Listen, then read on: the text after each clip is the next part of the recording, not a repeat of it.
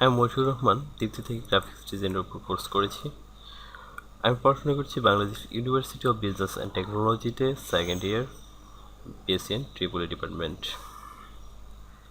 আমরা গ্রাফিক্স ডিজাইনের জন্য যে সফটওয়্যারটি ইউজ করব সেটি হচ্ছে অ্যাডোব ফটোশপ CC 2017। আপনারা সফটওয়্যারটি কালেক্ট করে নেবেন।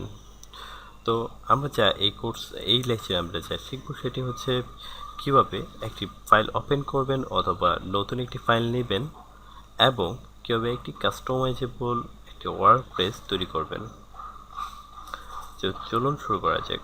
প্রথমে আমরা ফটোশপ সফটওয়্যারটি ওপেন করলাম।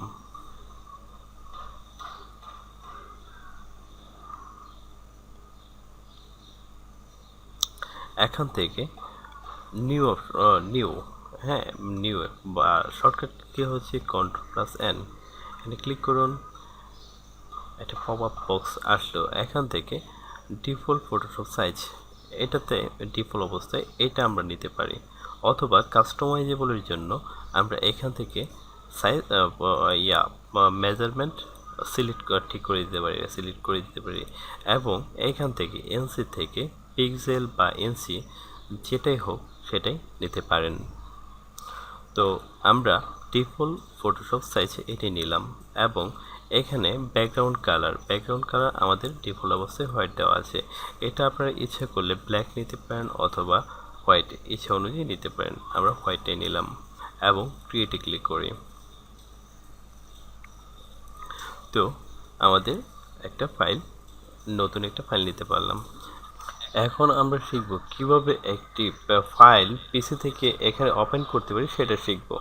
ফাইলে যাবেন, সেই জন্য ফাইলে যাবেন এবং ওপেন শর্টকাট কি হচ্ছে Ctrl+O দিলেও ওপেন হবে, অথবা এখানে ওপেনে ক্লিক করুন এবং এখান থেকে ইচ্ছে অনুযায়ী আপনারা একটা ছবি নিয়ে নিন।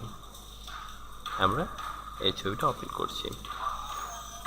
এভাবে আমরা ফাইল ওপেন করতে পারি অথবা নতুন একটা ফাইল নিতে পারি।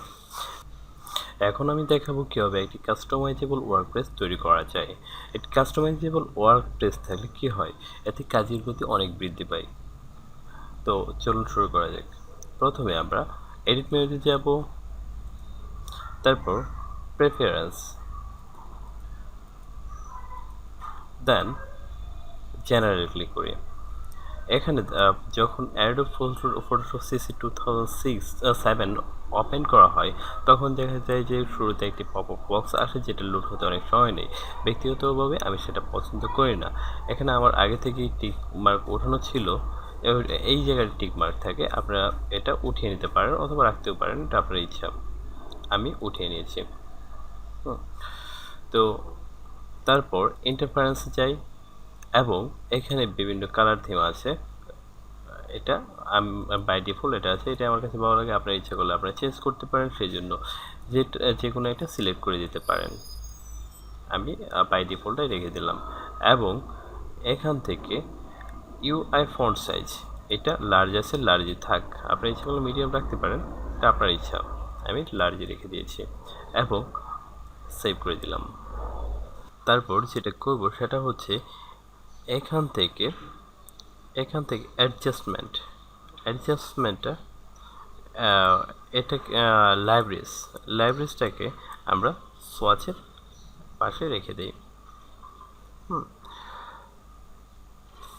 অ্যাডজাস্টমেন্টটাকে এখান থেকে এনে এইখানে এই পাশে রেখে দিই। তারপর আমরা লেয়ার, এটা অনেক ছোট দেখা যায়, এটাকে বড় করে দিই। এই জন্য লার্জ থাম্বনিক মাউস পয়েন্টারের রাইট বাটন ক্লিক করে লার্জ থাম্বনেলসে ক্লিক করি, বড় হয়ে গেছে। বা মিডিয়ামে ক্লিক করি, বেশি বড় হয়েছে, মিডিয়ামে ক্লিক করে এখন ঠিক আছে। চ্যানেলে বড় আছে, পাথ সেম, মিডিয়াম দিয়ে দিই। এরপর উইন্ডোতে গিয়ে অ্যাকশনকে নিয়ে আসবো, এখানে ড্র্যাগ অ্যান্ড ড্রপ করে ছেড়ে দেব। হিস্টোগ্রাম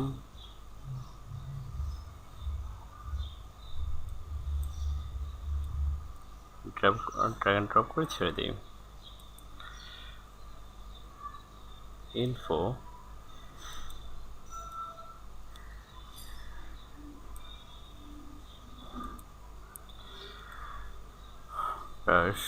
brush হ্যাঁ brush ড্রপ করে ছেড়ে দেয়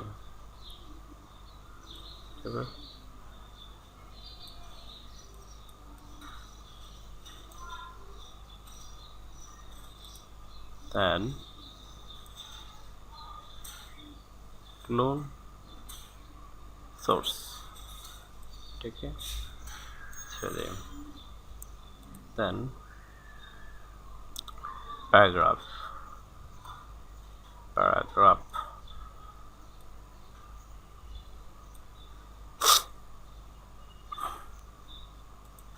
then layer comes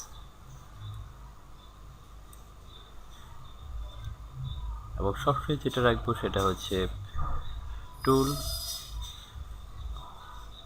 টুল প্রিসেট ওকে এবং আমাদের আরও কিছু সেটিংস করে নিতে হবে সেই জন্য এই আইকনে ক্লিক করে এবং প্যানেল অপশনে যাই প্যানেল অপশনে যে এটা মিডিয়াম আছে